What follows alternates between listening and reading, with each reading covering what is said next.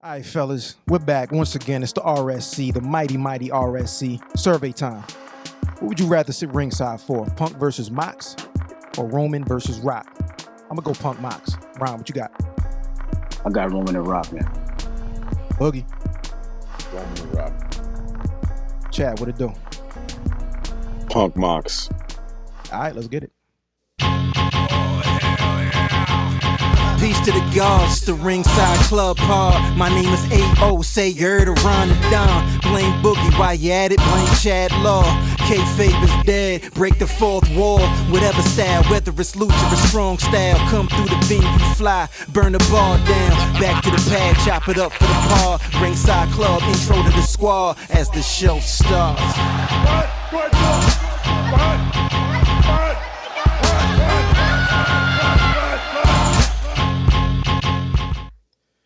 Peace to the gods, peace to the earths. We are the Ringside Club, and this is Around the Rings. It's a pro wrestling roundtable show hosted by the best four-man booth in the game. Find us at theringsideclub.com. Subscribe on YouTube, Spotify, Apple Podcasts, all podcast platforms. You can follow us on Twitter, TikTok, Instagram. Rumor has it there might even be a Facebook page for any of y'all that still use that out there. But as always, my name is A.O. and you can follow me everywhere at 1AO Baker. Now I'm going to pass it to the guy to my left, Ron the Don. What's good? Yes, sir. I am Ron the Don. 5 foot of fresh, giving you nothing less. You can find me on all socials at Ron Don PMF, and I'm going to kick it to the brother below me. What's goody? Yo, Blame Boogie, everybody's favorite scapegoat. You can hit me up at Blame Boogie on, I don't know, Instagram, but my wife will kill you, so just don't hit me up. That's good. Kick it to Chad. Peace, y'all. It's the kid, CHAD, Young Godiva himself, Chad Law. I'm in the spot with my brethren. We are the Ringside Club. This is Around the Rings. As you know, we give you some really good, hilarious, but accurate pro wrestling takes. Make sure y'all follow us on all the social media handles y'all see in this title. And cop our merchandise. Pardon my fresh, Godiva gang. Make sure y'all cop some pieces, you know what I'm saying? We got pro wrestling hats on the way. Stay relevant with us, man. Y'all need some graphic work. Y'all need some editing, some videoing. Holla at Bug. Y'all need that promo. Holla at me. You know what I'm saying? Y'all need that marketing and advertisement. Holla at, hey, yo, what's up? You know what I mean? Ringside Club. If you just need a date for a Friday night, hit up Ron. You feel me? You know what I'm saying? He the Don. That's that 5 foot assassin right there, man. Bachelor God, you dig? Bachelor God. Love it. Yeah, man, this is the Ringside Club, in case you are not familiar. But let's get right into it. Obviously, everybody's really talking about what was going down last night at AEW Dynamite. A lot of news coming out of AEW, but we're going to kick it, for starters, over on the WWE side of things. And some news that just broke today. I'm going to bring it up on the screen just in case you're not knowing what logo we're talking about. NXT UK is actually about to take a little bit of a hiatus. So before I throw this around the rings, let me just give everybody the news. NXT UK is shutting down, not permanently, but it is shutting down temporarily, and there will be NXT Europe launching. There's a bunch of wrestlers that announced that they were released as of today. Some of them include the Wild Boar, Jack Stars, Mark Andrews, Flash Morgan Webster, and a bunch of others. Shouts to all of them. Hopefully they stay on good terms with the company because there's a good chance they might come back. WWE is calling this an expansion. They're not really calling it a shutdown. They're saying that this is expanding beyond UK into the entire continent of Europe. So you might see France, you might see Italy, you might see Germany, just some different events in some really cool places. So the way this is going to go, there's going to be an NXT 2.0 versus NXT UK Premium Live event. It's called Worlds Collide. It's on September 4th, which happens to be the same date as AEW All Out, but 2 different time slots. It's going to be earlier in the day, about 4 p.m. Eastern. And then after that, they shut down. Europe drops in 23. But the question I'm going to throw around the rings is just a curious one. Seeing as how NXT UK has been around for a little bit, I'm curious, who do you think would be like some of the NXT success stories, and who do you want to see from NXT float over to NXT 2.0 or maybe even on Raw and SmackDown? My answers are really simple. I think a very easy success story is a current champion right now, the reigning Intercontinental Champion over on SmackDown, formerly known as Walter, currently Gunther. Pardon me. Let me get the enunciation correct. But I think he's a success story, especially the shape that he's gotten himself into. He looks amazing. And personally, I want to see Mustache Mountain team back up with Pete Dunne. Of course, we're talking about Tyler Bate and Trent Seven. When they were all three rolling together, they were called British Strong Style. So if we're moving some guys over, I'd love to see Butch kind of go to the wayside, bring back Pete Dunne, bring his two homies over, put British Strong Style back together. But yeah, Ron, what you feel? Who you want to see come up from NXT UK and either go on Raw, SmackDown, or who are some of their success stories? You actually said two of the names for me already. First of all, well, Mustache Mountain, but especially Tyler Bate, because Tyler Bate actually just showed up on Tuesday, and just found out, he came with the UK Championship, which is kind of a spoiler because it was not supposed to be seen right there. So I definitely want to see him on the main roster, or if he stays in NXT, I'll be fine with that too. I also want to see Pete Dunne back to where he was before, because this newsboy thing he's doing is cool, but it ain't working over for me right now. So I wish they would put him back in that that killer instinct, that joint vendor, style that he had before. You know what I'm saying? I want him to go back to that. Ron said those Butch pieces ain't hitting. Just definitely not. Man throwing newspapers out every week and just out there like a rabid dog. I ain't rolling. It ain't working on me, bro. Paperboy Pete. Bug, what it do? What you think? I mean, I kind of I mentioned this before we started, but I feel like Jordan Devlin needs to go back to being Jordan Devlin instead of being what he is right now. And JD McDonough, the Irish ace. If we just, I mean, he's already fought the champion, so I can't say he's doing bad for himself, but at the same time, it's like, I think we do need to run over that little end of the Vince era with an eraser like we've been doing everywhere else and fixing it up and just continue that path there, because just like anything else, when they changed during that little end run where we were changing people's names in the Vince had his fingers in NXT era, we had a lot of mistakes, I feel like, made. So I don't know. I would say that. Other than that, like you guys just said, we don't need nobody named Butch doing nothing. I think we're good Ever. with Pete Dunne being Pete Dunne. Yeah. Let done be done. I'm going to go ahead and say that after Walter lost the NXT title to Ilya Dragunov, I fell off the NXT UK completely. Flash Morgan Webster is one of the last remaining people from the original NXT UK that I actually rock with. And if he stays with WWE, if he comes back, he has to go to either the main roster or he has to go right into main event of NXT. Or if he just goes to AEW, he'll make a nice addition on Rampage. It'll be cool. Or maybe wasn't homegirl from Toxic Attraction from NXT UK as well. Gigi Dolan, Priscilla Kelly.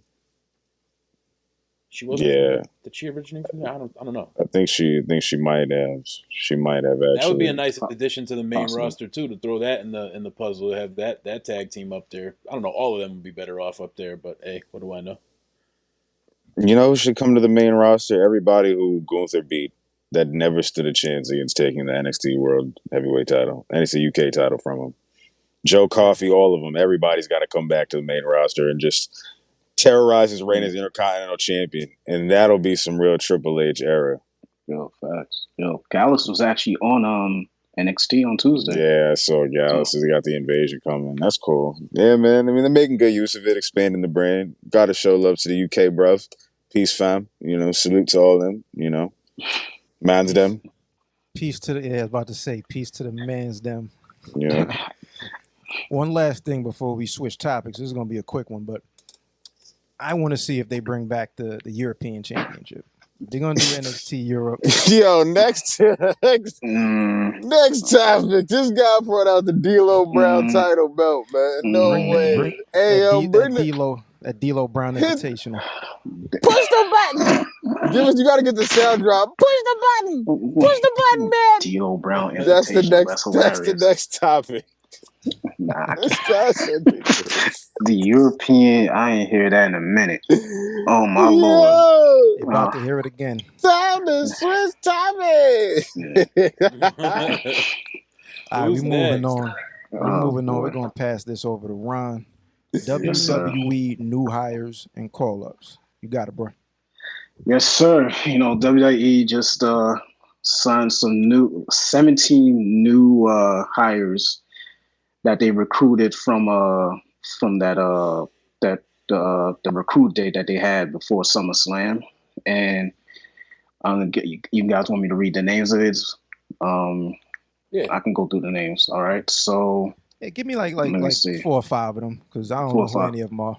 all right. So some of the names like Valerie, Loretta, Tracy Hancock, Alexis Lee, Tiller Bucktrot, and Abdul Abadi Fitzgerald. Quite a name. You said Abdul Fitzgerald? Abdul Abadi Fitzgerald. That's a tremendous name to fill in on the Absolutely. Scantron. Definitely going to have to shorten that if he makes it. And just a few more: Antoine Frazier, Isaac Adobesson. Sorry for butchering that. Daniel Arthur, Gina DeLuca. Just to name a few. And let me just these are like the college athletes. Yeah, I'm like, am I supposed to know these people? I think Nah. that's I have from no that. idea. I think it's Some from of them, the NIL, right? yeah, some of them are NIL. It's Some no of them. disrespect. I'm just not tuned in. I don't. No, me neither. I wasn't tuned in either. From reading their descriptions, they have all types of backgrounds. A few of them are from they performed in the 2020 Olympics. Some of them are weightlifters. All types of athletic backgrounds. So it's very interesting, to see who was picked. And Triple H ain't just gonna pick anybody. So I'm just happy to see if anybody's gonna make it. A question I had for you guys was with the new Triple H era and these new recruits and possibly NXT may or may not get changed. As far as development now, is there any type of changes you want to see in development for them to try to get hired? Like as far as for example, do you want to see them do promos differently or just the way they perform, things of that nature? Yeah. Well, what do you guys say? I mean, like in general. So we're talking about like people that might be brand new to the business because it's a bit of a change in philosophy from Triple H's old regime. It seemed like when he was running NXT, one of the things he was really trying to focus on was bringing guys that were already established. Like a lot of the indie guys, that was like that quote unquote golden era NXT, where you saw like Johnny Gargano come over, and you like all of these guys. They were all established indie stars, and once they made that 2.0 change. And they announced this NIL. You got a lot of people that come from like athletic backgrounds, but fresh out, not people that have been around the indies or any other, federations. So what I'd like to see in general, I like the fact that they're picking up some athletes because we see in the past, like Kurt Angle, for instance. I mean, he's like the default kind of like cliche answer as far as somebody who comes from a collegiate background and a real legitimate background. But the thing that I want these guys to focus on, once they get in the door, really allow them some room to figure out what their personality is going to be, figure out their persona, and not lump everybody into like that cookie cutter. It could be very, very easy, you know what I'm saying, to like micromanage a lot of these guys and, kind of have them just be like this one type of wrestler. The cool thing about the indies is that they were able to go around to different places and learn. And they brought all of those styles to one place. So it was like a melting pot of different styles. And when you got guys that are coming straight out of college, that all they know is going to be what they're trained to do through the NXT development system. So the only thing that I really, really want to see, aside from just giving them room to figure their personality out, is I really, really hope that we have styles still able to grow and develop that are different from one another, and everybody doesn't like look and feel the same. It's a slippery slope. It's a thin line between like right off of the assembly line versus some actual flavor. some salt, some pepper. You know what I mean? A little paprika on top, a little cayenne pepper. We need different flavors to make the stew good, so to speak. So that's what I hope happens. Word. And you actually said some of the things I was thinking, because the thing I noticed about some of the call-ups within the last few years is that, you know, the thing that stuck out to me the most is stuff with like maybe Charlotte, Sasha Banks, Liv Morgan, is the way that they're doing their promos. The perfect word was cookie cutter. I feel like they were just going there and, you know, they were teaching the class just to how to do it this way. And like you said, like, just give them the room to like expand their talent and to, you know, to be realer. You know what I'm saying? Just don't want it to be cookie cutter. You know, that's just one thing I want to point out. Boog, what do you think? I mean, I'm always a proponent of, if it ain't broke, you know, don't fix it type shit. So like with me, I like when stuff works. Obviously, just like everybody else, I don't like when stuff doesn't work, you know. But I feel like I think the whole world maybe silently wants to feel this or wants to say it, but I know he's doing well.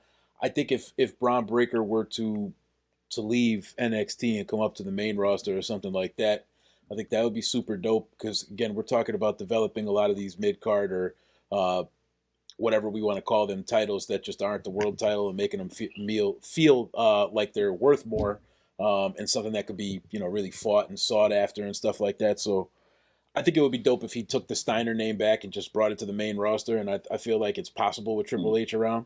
So I think if we broke the Braun Breaker name and we gave him his Steiner name back and acknowledged the fact that he's a Steiner, and, you know, aside from the Hall of Fame speech that he was a part of, you know, I feel like it would be super dope to kind of just give that to the main roster, because, again, WWE's moniker is that, you know, now, then, forever, together shit. And so if we're going to keep doing that now, then, forever shit, we got to keep bringing the past into the future.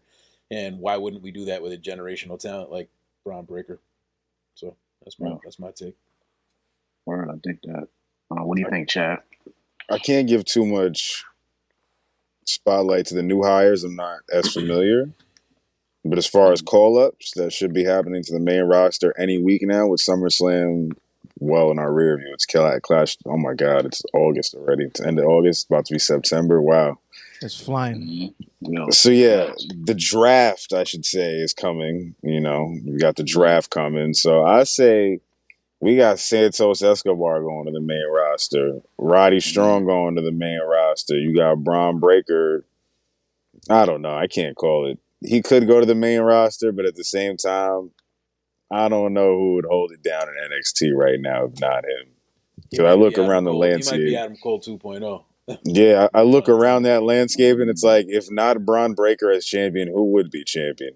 Maybe Mello Hayes, you know what I'm saying, would be cool, but it's just like, well, who else you got? What's his name? To the Moon? Why is his name escaping me? Shit. Same here. Yes. My man with the long hair. Cameron Grimes. Yeah. Cameron Grimes, Mello, Solo Sikoa, Von Wagner, like, you know what I'm saying? Like, JD McDonough. And these are a lot of the believable people that are about to be the next NXT heavyweight champion. Like, not right now. If not Braun Breaker, it's not looking like anyone in NXT is going to get it. So I think Braun is unfortunately going to stay in NXT for a while. And I think Santos Escobar, since he just lost to Tony D'Angelo at Heatwave, is going to end up coming back. Not saying coming, is going to debut on the main roster at some point. Him and Los Gatos Del Fantasma. Like, all of them are going to end up coming to the main roster. What about Gable Steveson? That myth? Like, is he ever going to wrestle? The alleged signee. Yeah, he's what us in the music industry like to call an industry plant. Yeah, I feel that. That's a fact. Listen, I think. How did this guy get here? Where did he pop up from? It's another one of Kurt Angle's kids.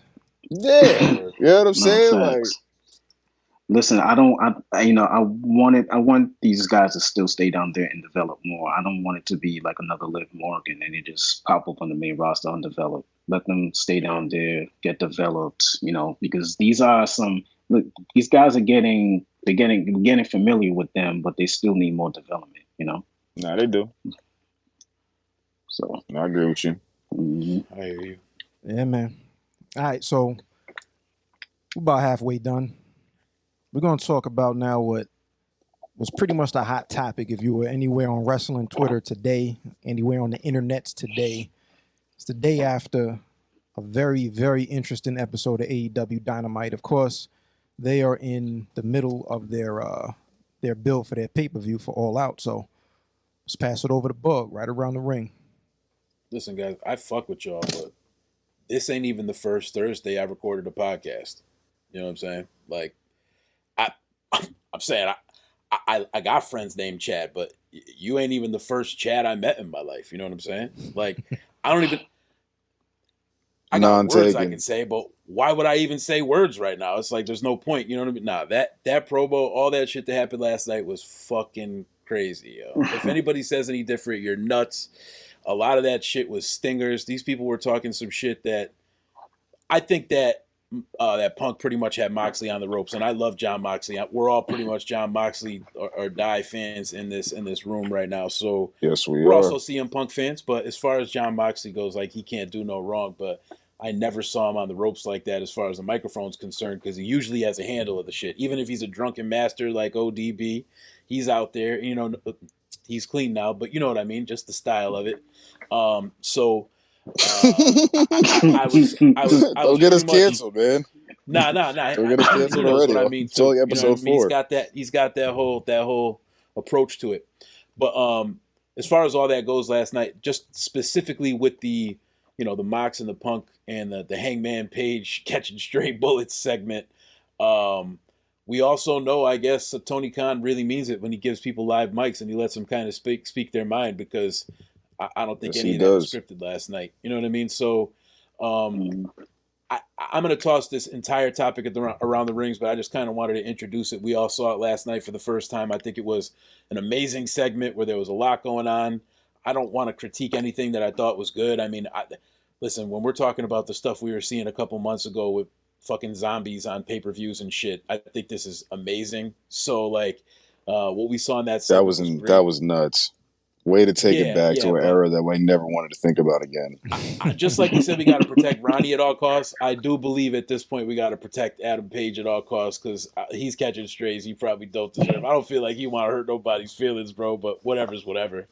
I'm gonna skip that, and I'm gonna let you guys speak on this whole topic and everything I'm discussing now. But the second thing I wanted to bring up was how great that Daniel Bryan and Bryan Danielson and Daniel Garcia match was. That shit was pretty fire. And as someone who really was not a fan of anybody really in the Jericho Appreciation Society except for Jericho, I became kind of a Daniel Garcia fan within the past couple of weeks, just seeing him really get a different kind of look and not fall into that persona that we seen him touch on before, and have to lean into that Jericho Appreciation Society thing. But without that, we wouldn't have had him kind of slapping Jericho's hand last night and doing all that. So I'm going to toss this around. I just want to hear everybody's thoughts on what they thought about those two different segments on Dynamite last night, and we'll start with AO. What you got, bro?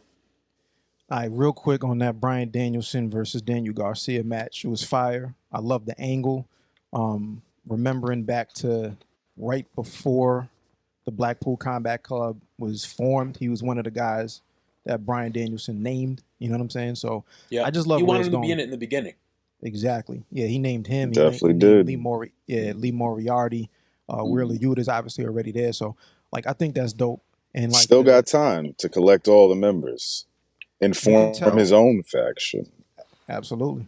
But you can tell like the effectiveness of this particular program because the fans chanted, "You are a wrestler," once Chris Jericho got involved and Daniel Garcia pulled away from him. You know what I'm saying? He had the opportunity to jump in on the beatdown and he didn't. The fans brought in, "You are a wrestler." That's the chant. That means the angle is working. Everybody's emotionally invested, and that's fire. So that's real quick on that. Now, CM Punk on the microphone. I agree with the sentiment that he definitely had John Moxley on the ropes, which is very interesting. I I was gonna say we'll see more segments like that, but they've already hot-shotted that match. Not saying that it's not gonna be on All Out, because shenanigans can definitely still shenanigan, but they already announced that match for next week, so we might not get another Situations promo. will situate. Yeah, they will situate. That's going to be next week to unify the interim and the world championship. So that's going to be interesting. But Punk is I mean, as top tier as it gets on the microphone. So if you're going to swim with the AO sharks, said last minute it's going to be a 3-way with Brock Lesnar. yo, Whoa! Imagine What company we in, guys? Shane Nah, McMahon, you know how money shit in the goes. bank. Shane McMahon, money in the bank. You know What how it is. company we in, folks? But the interesting thing, or at least the most interesting thing, is the fact that the comments about Hangman Page, according to everything that I read earlier today, were nothing is scripted, right? But it wasn't known. He pretty much went into business, quote unquote, for himself, because Hangman Page wasn't supposed to be mentioned. So there's some tension between CM Punk and Hangman Page, like real legitimate tension. So very, very quick, I pulled up some information, right? So they had a program back in May when Hangman Page was still the champ. And I'm getting this information like from Fightful and from Voices of Wrestling, but I also myself just went back and watched like a couple of YouTube videos of the promos that they had back and forth. So real quick, May 4th, Hangman Page wasn't on. Pardon me, Punk wasn't at the arena. Hangman Page had a promo where he mentioned this isn't going to be another masturbatory Bret Hart match, and he went and talked to a fan and said, you should probably get a refund on that shirt, but if you don't, by the time this match is over, I'm embarrassed him. You're going to want to burn it anyway. He's not here. He's off filming another TV show. This is Hangman Page on the microphone. Said that about Punk. About Punk, May 4th.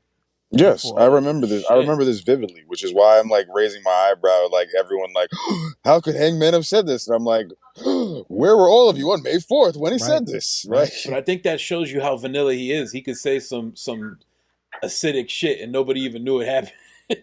It might have gone over a couple people's heads. So fast forward next week, May 11th, there was a face-to-face promo.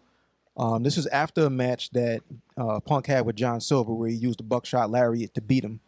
Hangman Page was on commentary. Used the buckshot lariat. Hangman Page leaves the commentary booth. He comes down. They face off. And Punk says, your comments last week seems like you're taking this a little personal. This is not personal. It's just business. Now, here's the real one. May 25th. Now, this is, I believe, the last Dynamite before. I think that was Double or Nothing, if I'm not mistaken. Hangman said he's going to tell Punk to his face how he really feels about him. Now, they're face-to-face. Tony Schiavone segment in the middle of the ring.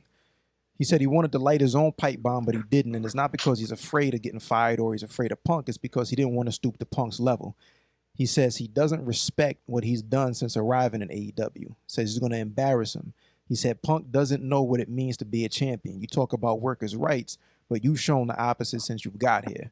He says he's not defending the championship against Punk. He's defending AEW from Punk. So then Punk retorts. He says, I don't know why you're taking this so personal, but you're talking in circles and riddles. If you don't like the fact that I'm in AEW, you're going to have to do something about it on Sunday. Win, lose, or draw, I respect you. But remember, those roads you traveled to get here, they were paved by me. The house that you built was constructed with lumber from trees that I chopped down. Fire. I wasn't tuned in, yo. Damn, I'm over here giving Hangman Page bail, and he don't deserve bail. This seems like a tit for tat. Yeah, it's a little tit for tat. So it's obviously I remember the Hangman problems. joint. I remember the Hangman. It is what it is. And then just wrapping I'm up. recalling it now as well. Yeah, just wrapping up. I think this was from Voices of Wrestling. It was basically like somewhere during these promos, through one of those three segments, might even been some other shit. Punk wasn't happy, so he met with like AEW management about those comments. Actually, the two of them met with Tony Khan. So these are like legitimate problems.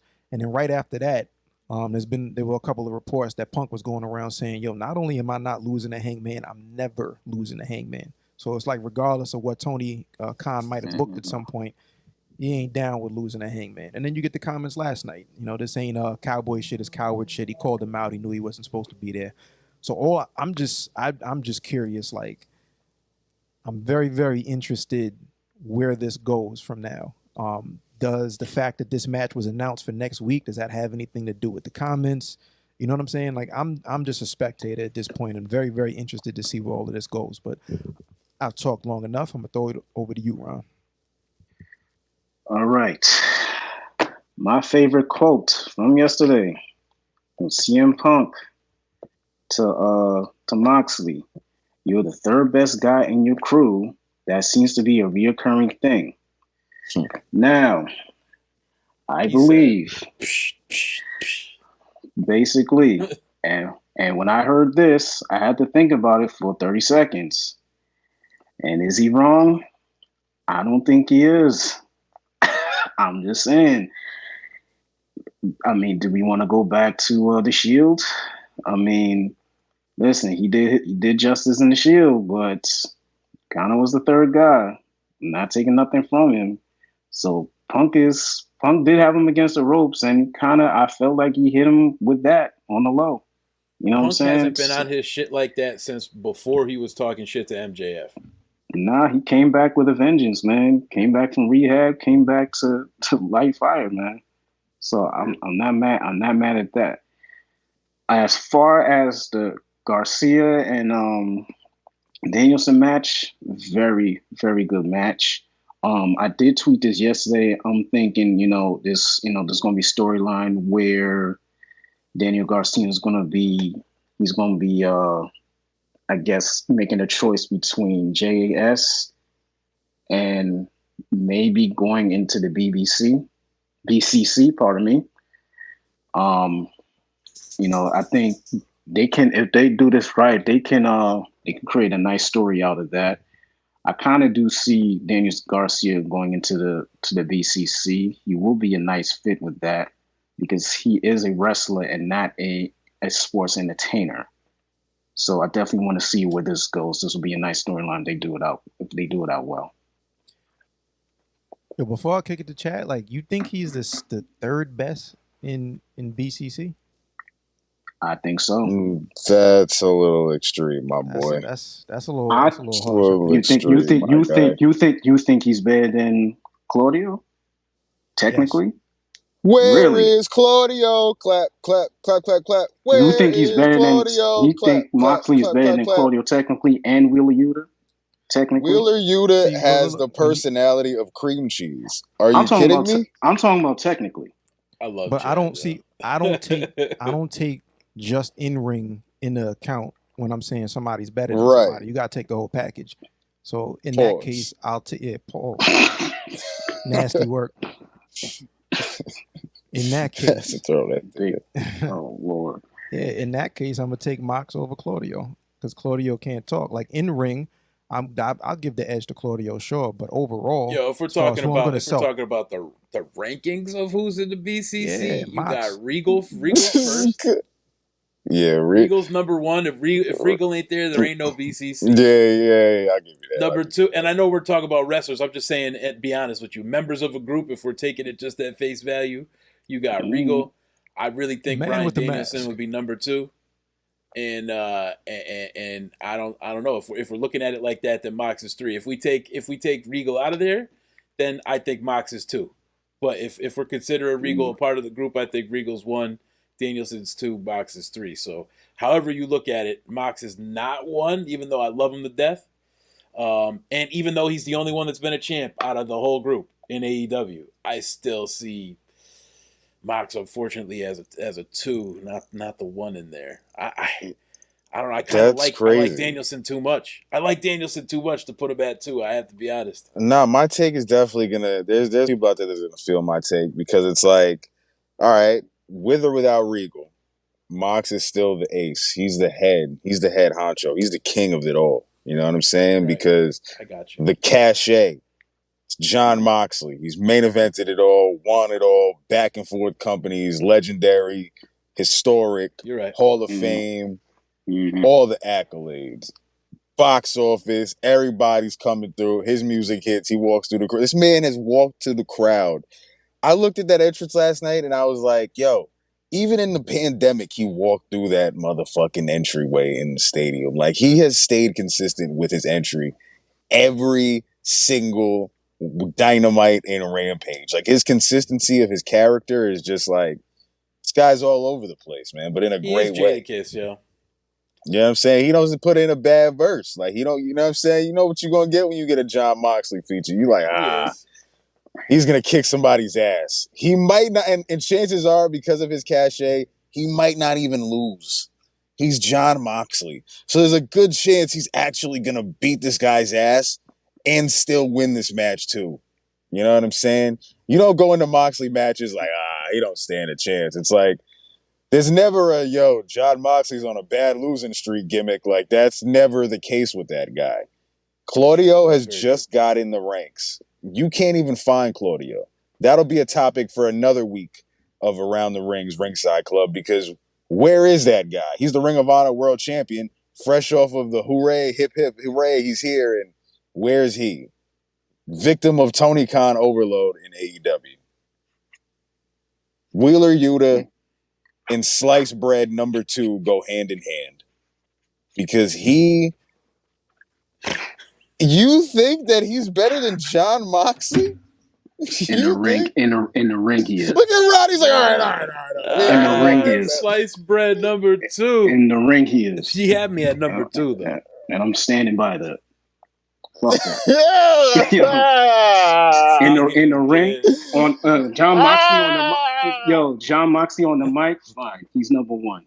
But in the ring, he's number 3. Changing it around.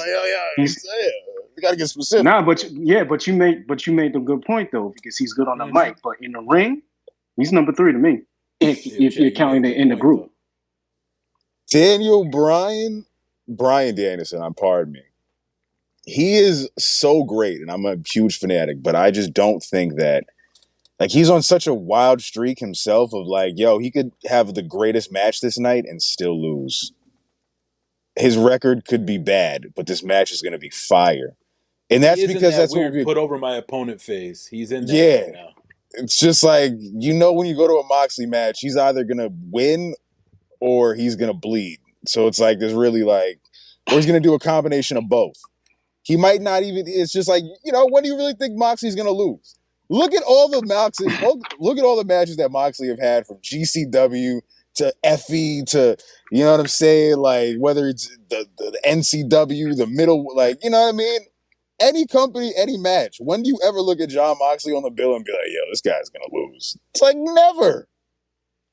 Only time I've ever seen it is now. That's the only time. Just because CM Punk is a franchise player. That's it. That's the thing. That is, I'm going to tie it in with the topic at hand for this one. It's like, you're talking about tough. Bret Hart, Shawn Michaels. It's the same shit. Because this is the same company that gave us Kenny Omega, Christian at All Out last year, and then Kenny Omega, Christian on Rampage weeks before, where Christian beat Kenny Omega. I think we could see some similar antics this time around this year with next week's match. And if that match doesn't work out to the way that we all might predict it, or even if it does, I see Hangman now getting inserted into the match at All Out. Triple threat. AEW doesn't do it often. I think Hangman's got to get a mention at some point. And the man is owed a rematch, if I'm not mistaken. No, he is. So. Definitely is. I'm going to say the one thing nobody said so far, and then we could stop this topic. What happens if MJF comes back at All Out? Too soon. Stay away. Just keep him away. I'm good on MJF being back right now. No, there's no rush. No rush. We already got too many shiny toys in AEW to work with right now. Like MJF and his hiatus. It's like, it's cool, man. Figure out your life and your situation. Are you mad? You happy? See it when we see you, bro. We got tag team champions that don't even know how to be tag team champions on a regular basis, courtesy of booking. So it's like, Chad is treating him like Dennis Rodman right now. He said, if you're not coming to play, you're not coming to play. You know what I'm saying? We still got the playoffs whether you're here or not, bro. Yeah, man. Like, AEW is going to keep going on without him, man. It is what it is. And we'll wrap up this topic with the tag team of Daniel Bryan and Bryan Danielson.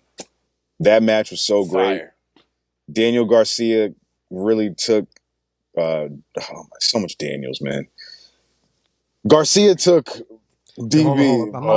I'm not going front. You said the tag team with Daniel Bryan and Bryan Danielson. I thought you was some metaphorical shit. Yeah, double tag dragon team. Mm-hmm. All right, DG and BD. He said, all right. That guy and that guy tag team.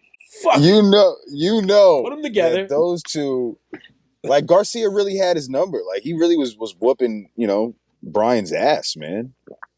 And Brian was putting up a hell of a fight. And because he has that type of like aura around him where like all his moves seem to like put us in like a, ooh, I hope he's good. Like I think a tag team will cushion him into, transitioning down. And honestly, a tag team of them wreaking havoc in Ring of Honor and in AEW, like it's already crowded at the top with the world title scene right now. If we could like put some wins and some gold around Danielson and Garcia at the same time, I'm actually here for that idea. And if we could bookmark this episode and we eventually can get back to it, like I would love to see that tag team happen because why the hell not? Get him away from Jericho, so appreciation. Brian and Bullet Club, I think that's going to be a long telling story in itself down the line of like that maybe just didn't work out. He took the loss. He's been injured. He comes and goes. Moxley might not, if he doesn't win it all out, maybe he snaps. Maybe BCC just, or BCC, like fucking Black Bull Combat Club. Oh my God. Like, it's just so much fucking BBCs and BCCs, man. Jesus Christ. Listen. Pause, man. It's just, I hate the acronym. So BCCs. All right. Let me just put this out here. Imagine Daniel Garcia joining BCC and him, Danielson and Wheeler Yuta winning those trios belts. I think they can run havoc through AEW on a technical standpoint. I think that would be hard. I wouldn't mind that. Hard. We'll see. Man, anytime people are in the ring and they're really getting punched in the face, I'm all for it. So let's make all that happen. Let's do it. Mm-hmm. All right, we got 3 men on base. Gonna pitch it over to Chad Law to bring it home. Cleaner back. Kenny Omega is back, ladies and gentlemen.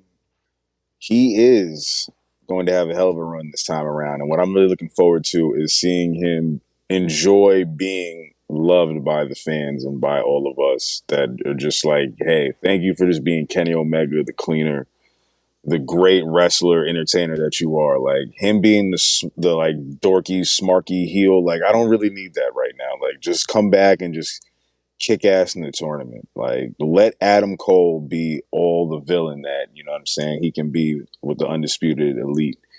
Because I think that's going to be a great feud in itself. And that might bring us to War Games or something very crazy and group themed in the 2022-2023 itself. So Kenny Omega back. They just, him, the Young Bucks, just beat Andrade, Roosh, and Dragon Lee.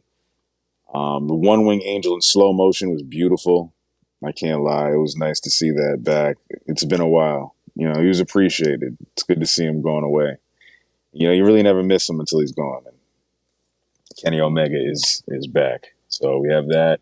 Trios titles, they're going to be decided at All Out. I think that them beating Andrade and Roosh and Dragon Lee was expected. You got to appreciate a guy like Dragon Lee being there to take the pinfall because Lord knows if Roosh or Andrade took that One Wing Angel, it would have been a 1-2-3 on their entire run for the rest of AEW. So shout out to smart booking. Which it may or not already be. Who knows? There we go. So smart booking and having Dragon Lee be there to take that pinfall, and then he gets rushed out once they're going off air because he had to take the hammerlock DDT and then the unmasking, which is very odd of Andrade to always keep doing that. It's kind of irritating, but hey, what do I know? I'm not a lucha guy in that regard, but that storyline is going to advance well on Rampage the next couple of weeks. So stay tuned on Dark and Dark Elevation to see more of Andrade, Roosh, Dragon Lee, and their upcoming feud that will be at the buy-in for All Out, most likely, as the treatment of Andrade in All Elite Wrestling continues. Damn shame. You know what I'm saying? So, but no, before we just kind of close up on the Kenny Omega thing, I kind of want to pivot to Impact because I think about like, wow, seeing Kenny Omega last night made me think, yo, that was one of the best times I had watching Impact over the last like year. And like the fact that like even during the pandemic, you know what I'm saying? Like this last year, like Kenny Omega being there, being gone now, it's like, yo, he was really needed. And with Impact, it's like they need a jolt right now, yo. I don't know if anybody's watching. No shots to it. I still watch Impact, consistently, but man, yo, they need something, man. They are just bland right now, yo. Like the main event of Bound for Glory right now is Josh Alexander versus Eddie Edwards. Which no disrespect to either man. Great wrestlers, but it just looks like carton of milk versus carton of milk. And it's what I'm saying? I was just It's gonna gonna ask be that. Do you think it's just like the pizza effect? Like everybody, I'm from y'all know Waterbury where I'm at. I'm pretty sure I know Chad knows. I don't know about Ao and Ron, but the city I'm from is so small that it's like every time a pizza place opens, I just sit there. I'm like, why? Like, you know what I mean? Why do we need another pizza place? It's like there's so much pizza out here. What the fuck do we need another pizza place for? And that's kind of just how I feel about this shit right now. I don't know. It's not Impact's fault, but when you automatically fall in third place, not like John Moxley, shouts out to John Moxley, but when you automatically fall in third place, it's hard to contend and get people's attention span in the world, the TikTok microwave generation we're in right now.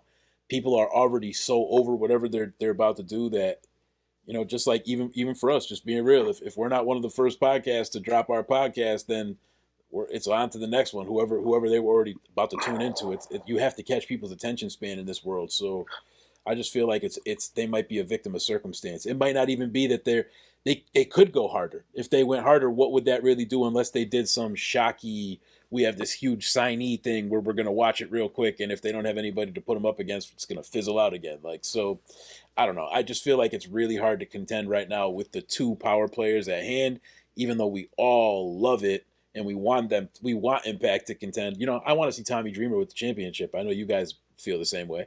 So, you know what I'm Stop saying? it. Tell But Tommy to Stop stay it. out of the DMs. Stop it. Tell happened? Tommy Stop it, Dreamer. bro.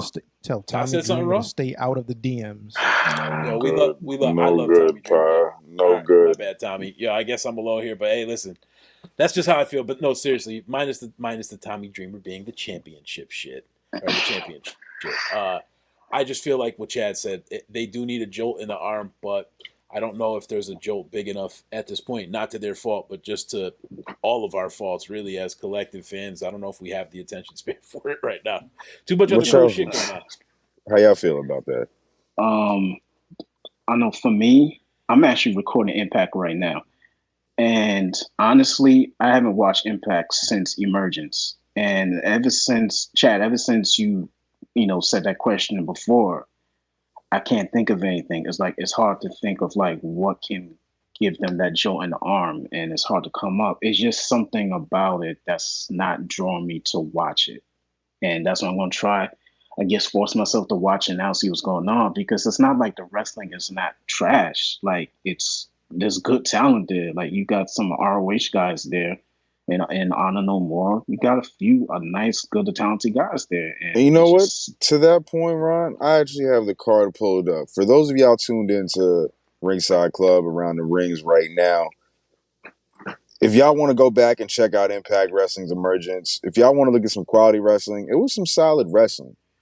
Brian Myers, digital champion, beat Bhupinder Gujar. You know what I'm saying? If you're a Brian Myers guy, you know what's up. The Knockouts World Tag Team Champions, Taya Valkyrie, Rosemary. They actually faced Deonna Purrazzo and Chelsea Green and won. So Chelsea Green actually has something credible to her name now. And Deonna Purrazzo always wins. So shout out to them. You also had Jack Evans versus Mike Bailey for the X Division Championship. Mike Bailey won that, as you know.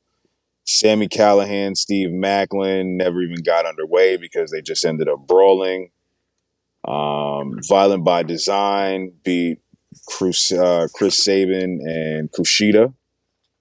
You also had Kenny King and Honor No More.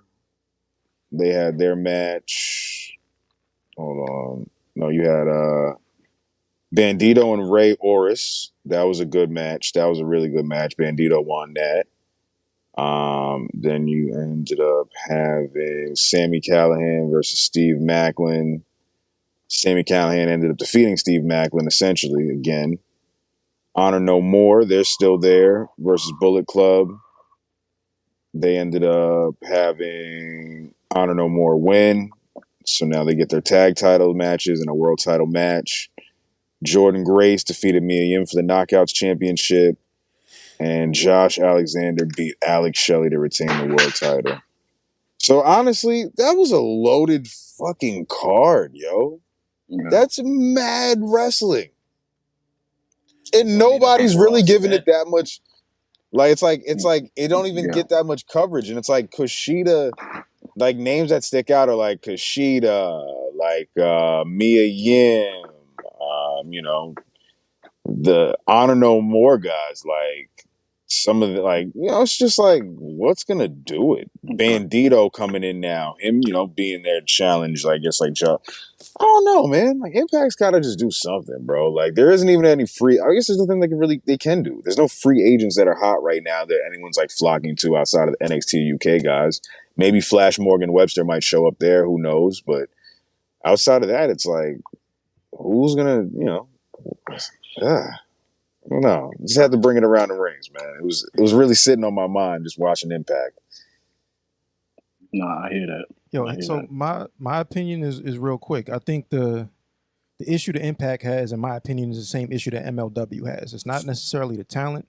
It's the fact that they broadcast recorded shows that a lot of people have already seen and the results have already been out. So it's spoiled in a sense.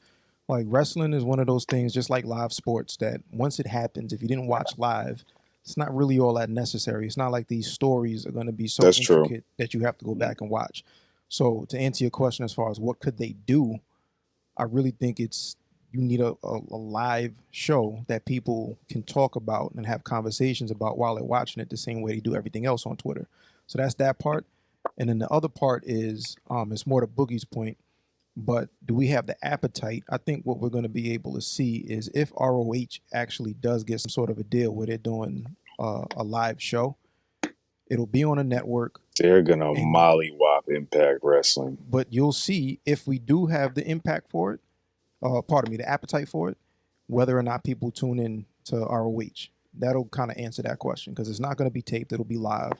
But it's the same problem. Make sure we do. You never know. But it's you never know. It's the same problem. It's the same problem that we have with Rampage. Rampage sometimes is live. Rampage sometimes is taped.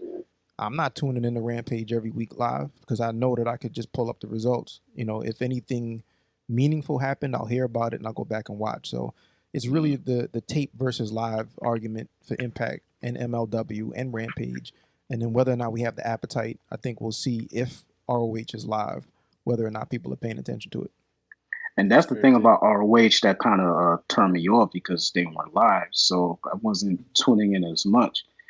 And hopefully that they'll get some type of TV deal or something because they are under Tony Khan now. But I hope they do something with that because that's the thing that kind of attracted me because they'll be on live TV. It's not recorded. You know what I'm saying? It would be nice, and I think this is my final point on this. I think it would be nice if the champions would be from the company that they hold the belts for again, and everyone kind of be in their respective companies again. And I think that would be nice if we bring the prestige back to each individual company instead of having this forbidden door so open that we don't know who's where. So if Claudio's the Ring of Honor champion, I want to see him on Ring of Honor. I don't really care to see him on AEW, if I'm being honest. I want to see them build up the Ring of Honor brand. So I'm hoping that that's really what it is. Let's really build the prestige back for these brands, and then we could cross pollinate if we need to. Pause, but you know what I mean. I really do feel like it's something where we're losing the integrity of the brand because of the mixing.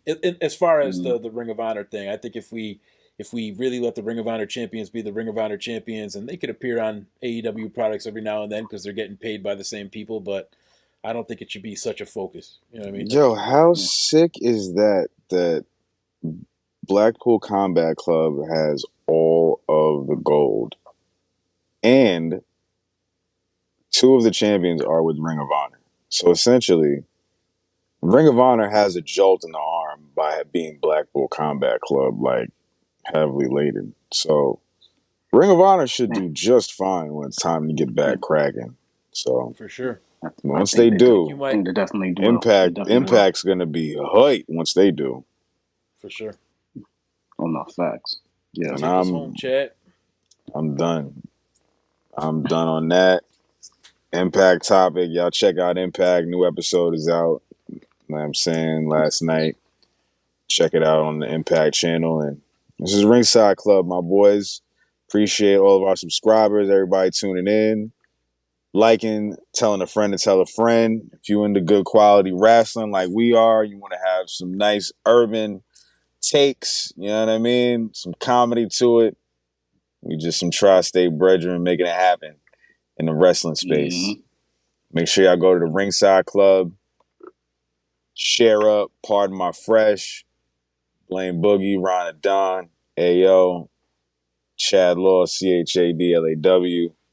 You already know. We out of here, y'all. Peace, y'all.